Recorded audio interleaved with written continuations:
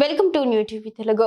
ఆంధ్రప్రదేశ్లో ఎర్రచందనం స్మగ్లర్లపై ఉక్కుపాదం మోపుతామని, ఈ వ్యవహారంలో ఇప్పటికే 4 కింగ్ పిన్లను గుర్తించామని అటవీ శాఖ మంత్రి పవన్ కళ్యాణ్ తీవ్ర హెచ్చరికలు జారీ చేశారు. తిరుపతి జిల్లాలో పర్యటించిన ఆయన మామండూరు అటవీ ప్రాంతంతో పాటు మంగళంలోని ఎర్రచందనం గోదామును పరిశీలించారు. అనంతరం కలెక్టరేట్లో అటవీ శాఖ అధికారులతో సమీక్ష నిర్వహించి మీడియాతో మాట్లాడారు. గత 14 నుంచి 19 వరకు ఒక విధానంలో ఉంటే 19 నుంచి 24 వరకు చాలా విపరీతమైన ఎర్రచందనం స్మగ్లింగ్ జరిగింది. అంటే ఉదాహరణకి ఒక సంవత్సరం అటు ఇటుగా అంటే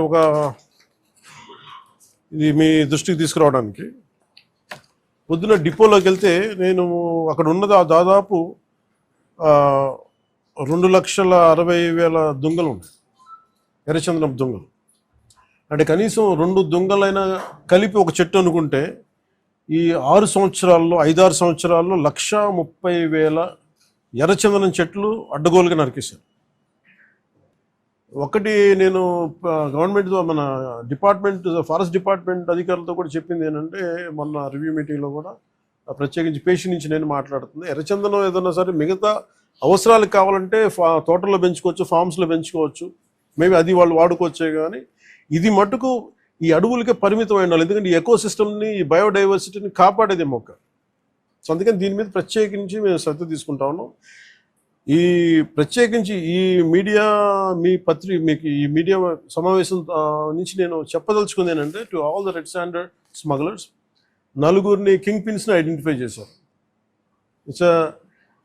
వాళ్ళని ఎలా పట్టుకోవాలి, ఏం తీసుకురావాలంటే దాని మీద చెప్పే కాదు కాబట్టి అవి టాస్క్ ఫోర్స్ కానీ state police and with help of forest department దాన్ని తీసుకెళ్తారు ముందుకి.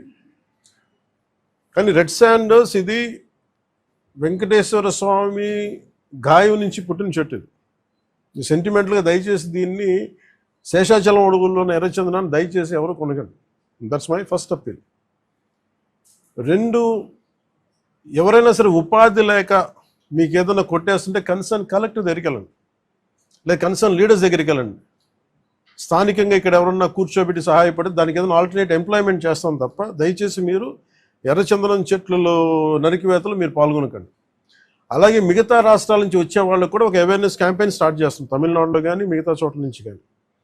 ఆ క్యాంపెయిన్లో కూడా దయచేసి మీరు ఇక్కడికి వచ్చి దీన్ని మీరు కేసులో ఇరుకోవద్దు, అది చాలా ఫామ్గా చెప్తా ఉన్నాం.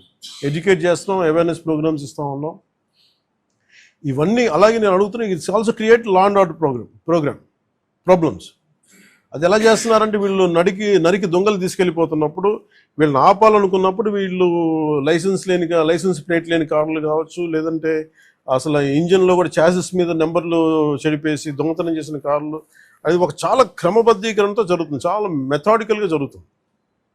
సో వీళ్ళకి మేమేం చేసుకున్నామంటే, 1 సింపుల్ వార్నింగ్ అందరికీ ఇస్తుంది, ముఖ్యంగా రెడ్ శాండర్స్ అందరికీ కూడా. రెడ్ శాండర్స్ని ఎవరైతే సపోర్ట్ చేస్తున్నారో, మీరు స్మగ్లర్స్ కావచ్చు, కొట్టేసే వాళ్ళు కావచ్చు, కింగ్ పిన్స్ కావచ్చు, it's a very firm warning to you all.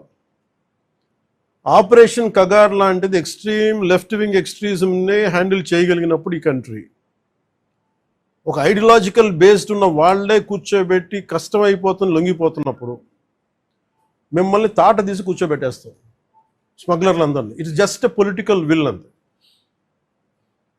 మీరు కనుక ఇదే పనిగా చేస్తే 6 to 9 months or 1 year అదే పని ఆపరేషన్ పెడతాం మీ అందరికి. మీరు స్వచ్ఛందంగా ఆపారా మంచిది, మీరు ఆపలేదా ఒక 1 year 1.5 year ప్రత్యేకమైన special zone, special operation create చేసి మళ్ళీ ఇంకా రెడ్ శాండర్స్ ఎవడన్నా తిరగాలి చెట్టు కొట్టాలంటే కూడా భయపెట్టే స్థితికి మేము తీసుకొస్తాం. మేజర్ మీకు ఒక యాక్ట్ ఉంది, ఎవరన్నా సరే రెడ్ శాండర్స్ చెట్లు కొడితే వాళ్ళ ఆస్తులను కూడా సీజ్ చేయొచ్చు. ఆ అమెండ్మెంట్ ఆల్రెడీ చేస్తుంది ఫారెస్ట్ యాక్ట్లో.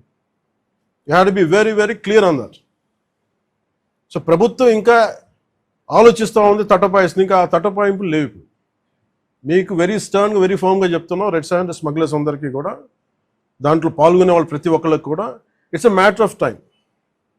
సో మీ అందరూ కూడా మర్యాదగా మీరు వెనక్కి వెళ్ళిపోయి వేరే పనులు చూసుకుంటారా లేదా ఇవే చేస్తారనేది చాయిస్ ఇస్ యువర్స్. ఎందుకంటే వన్స్ మేము ఆపరేషన్ స్టార్ట్ చేసినప్పుడు మటుకు ముఖ్యమంత్రి గారి దృష్టికి తీసుకెళ్తాం, ఆల్రెడీ ఆయన స్టార్ట్ చేశారు. ఇవన్నీ కాకుండా మేము బోల్డ్గా నరికేస్తాం, మమ్మల్ని ఎవరు ఆపరు, ఏం చేయరంటే ఇది ఒక ఎన్డీఏ గవర్నమెంట్, గుర్తుపెట్టుకోండి. It's a tough government. ప్రజల వెల్ఫేర్ ఎంత కోరుకుంటుందో, పర్యావరణాన్ని ప్రకృతిని మీరు విధ్వంసం చేసి ఎర్రచందనాన్ని అడ్డగోలుగా మీరు నరికేసి మీకు కనిపించేది ఈరోజు వెళ్ళి చూస్తున్న 1,60,000 ఎర్రచందనం చెట్లు నరికేసి ఎన్ని వేల కోట్లు డబ్బులు చేసుకున్నారు. ఎవరిని మేము వదలం. ఇది మేము ఛాలెంజ్గా మీరు తీసుకొని మీరు చేస్తారంటే సంతోషంగా తీసుకోండి, ఆ కాన్సిక్వెన్స్ మీరు ఫేస్ చేద్దరు. ఇది చెప్పడానికి మీ అందరికీ పాత్రికేయ సోదరులందరికీ తెలియజేస్తాం. Thank you sir. జై హింద్.